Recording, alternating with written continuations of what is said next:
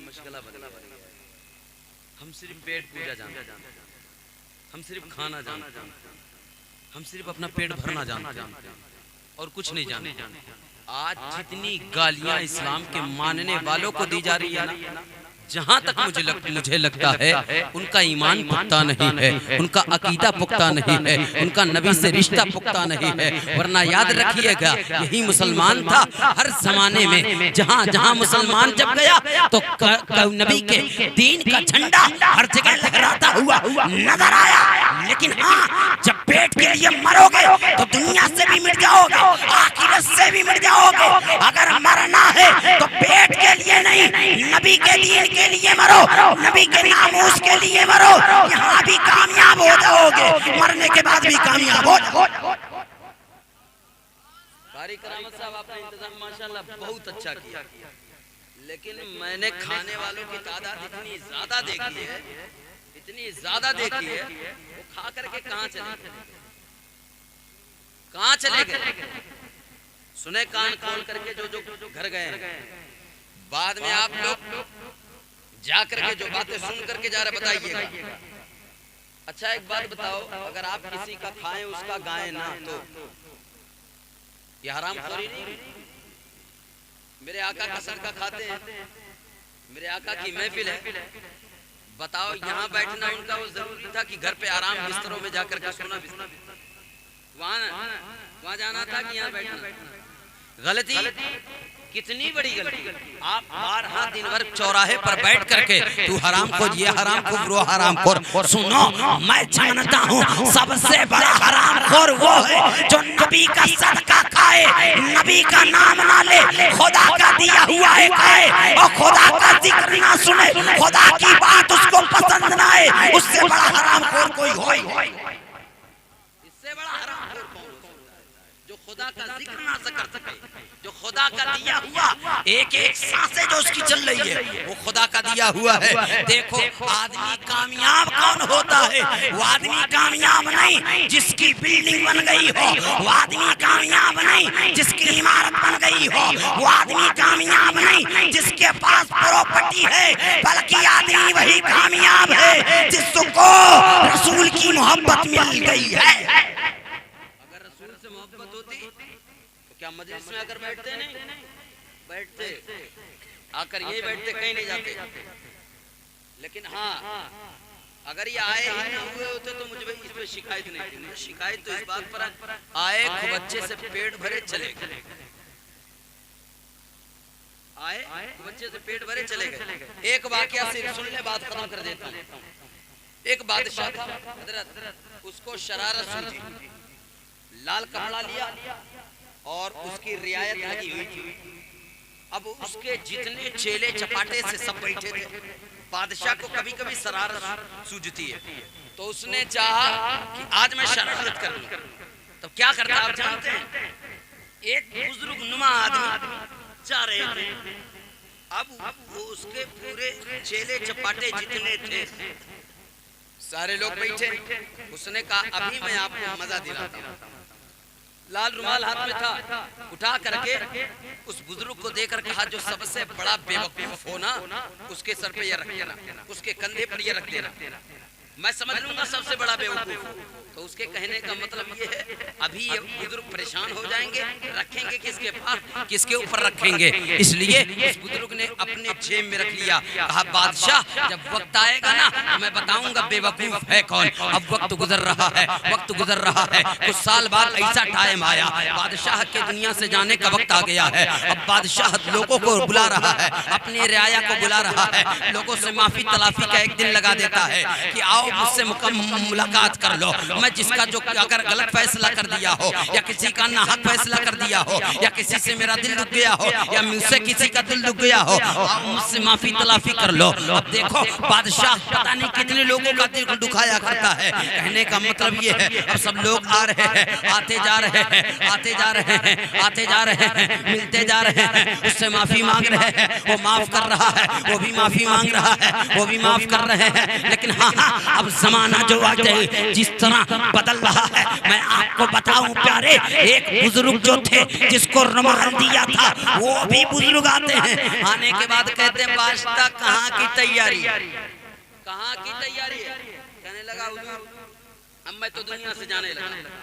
वहाँ की तैयारी है जहाँ आदमी जाने के बाद वापस नहीं आता, जहाँ आदमी जाने के बाद वापस नहीं आता। तब फिर पूछते कहाँ की तैयारी है? कहने लगा कब्र की तैयारी है। तब फिर कहते हैं याद है ना इस रुमाल को निकाल करके, वो बुजुर्ग कहते हैं रुमाल याद है ना? तब फिर कहने लगे हाँ रुमाल तो याद है। तब फिर कहते बात क्या है? तब फिर बादशाह का जुमला वो बुजुर्ग इस्तेमाल करते हैं, तूने मुझसे सवाल किया था ना सबसे बड़ा बेवकूफ कौन है, उसके कंधे पर ये तू रुमाल रख देना, मुझे सबसे बड़ा बेवकूफ तू दिखता है, सबसे बड़ा नाअहल बेवकूफ तू है, इसलिए तूने दुनिया तो बनाया, दुनिया के लिए अपनी जिंदगी बना कर दी, आखिरत नहीं बनाया, आखिरत के बारे में नहीं सोचा। तो उस बुजुर्ग ने कहा सबसे बड़ा अगर कोई बेवकूफ है वो कोई और नहीं जो सिर्फ दुनिया दुनिया करता है, उससे बड़ा बेवकूफ कोई है। अब ये दुनिया दुनिया नहीं है, आए पेट भर खा के चले गए, आए खा के चले गए और सारे मामला खत्म कर दिए। देखे हजरत कारी निजामी साहब जो वाज़ नसीहत कर रहे थे, आपसे क्या बोलेंगे? मौलाना फैजान साहब इतने बड़े नकीब है, इतने बड़े जलसों में जाते हैं, आपसे क्या निजामत करेंगे? आपका रवैया यही था, आपका तरीका यही रहा। देखें एक जुमला सुन लें, एक जुमला याद रखिएगा, बाद में कारी करामत को पकड़िएगा, किसको पकड़िएगा मुझे फर्क नहीं, लेकिन जुमला कह करके जाता हो। सुनिए प्यारे, जो नबी का चाहने वाला होता है ना, वो कभी भी हो कहीं भी हो, नबी का जब नाम सुनता है ना तो आकर के मजलिस में सिर्फ नहीं बैठता है, बल्कि कहता है जो जान मांगो तो जान देंगे, जो माल मांगो तो माल देंगे, कभी ना होगा हमसे नबी का जाहो जलाल देंगे। और बतला तो यहाँ गुस्ताखे रसूल से कि गैरत सुन्नी आज भी जिंदा है, कल भी जिंदा रहेगी, और सुबह क़यामत तक हम नबी पर मिटने के लिए तैयार रहेंगे। याद रखिएगा हम सब कुछ दुख बर्दाश्त कर सकते हैं, लेकिन नबी की जात पर जब कोई बात करेगा उसकी गर्दन मार करके नीचे रख देंगे। इससे बढ़कर हमारे पास कोई शर्माया ही नहीं है कि हुजूर की नामूस के लिए हम खड़े नहीं हो। मैं क्या आपसे तकरीर करूं यार, बातें तो मैंने बहुत सोच कर आया था। अल्लाह ताला जो बातें अब तक हुई है अल्लाह ताला उस पर अमल की तौफीक दे। अब मैं इसी बात पर अपनी बात खत्म करता हूं, लेकिन मैं चाहता हूं आपसे दोबारा ये सब गुंजाइश वाला मसला ना लाएं, ऐसी रवैये ऐसे तरीके ऐसे मामला पैदा ना करें, क्योंकि मुझे तकरीर अब कुछ नहीं करनी है।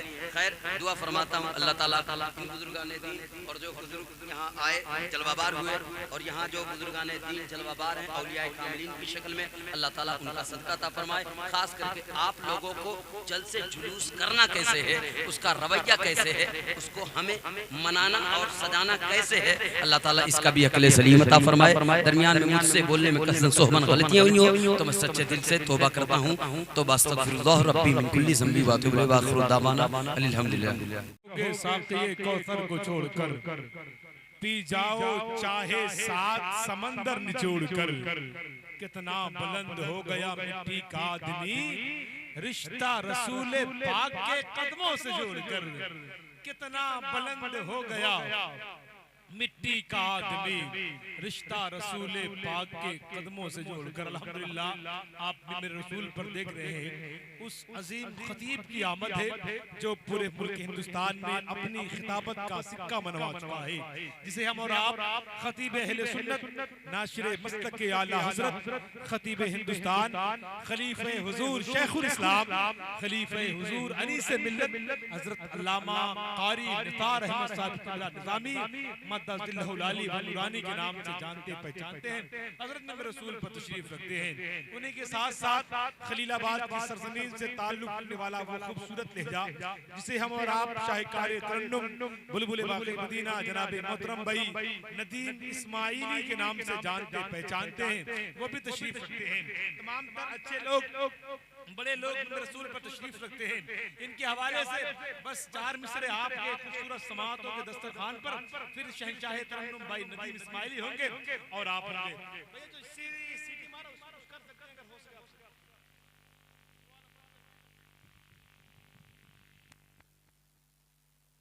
जरा मोहब्बत से बोले या रसूल अल्लाह। प्यासे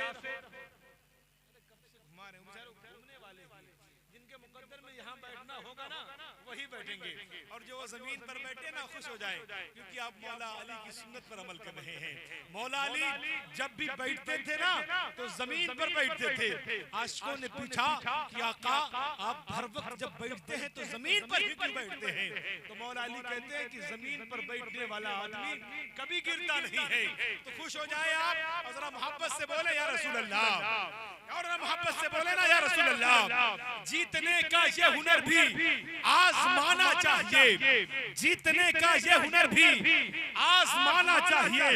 दरिया के किनारे एक अल्लाह वाले वजू बना रहे थे, देखते हैं बिच्छू डूब रहा है, हाथ डालते हैं ऊपर लाते हैं, बिच्छू डंक मारता है, तकलीफ होती है, छोड़ देते हैं। फिर देख रहे हैं बिच्छू डूब रहा है, फिर दरिया में हाथ डालते हैं, बिच्छू को निकालते हैं, बिच्छू ऊपर आता है, हाथ में डंक मारता है, तकलीफ होती है, छोड़ देते हैं।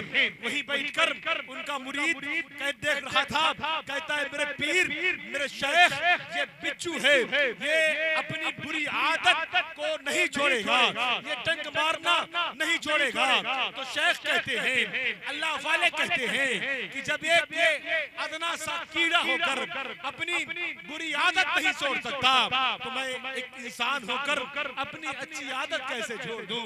जरा मोहब्बत से सभी लोग बोले ना या रसूल अल्लाह। जीतने का ये हुनर भी आजमाना चाहिए, जीतने का ये हुनर भी जीतने का ये हुनर भी आजमाना चाहिए।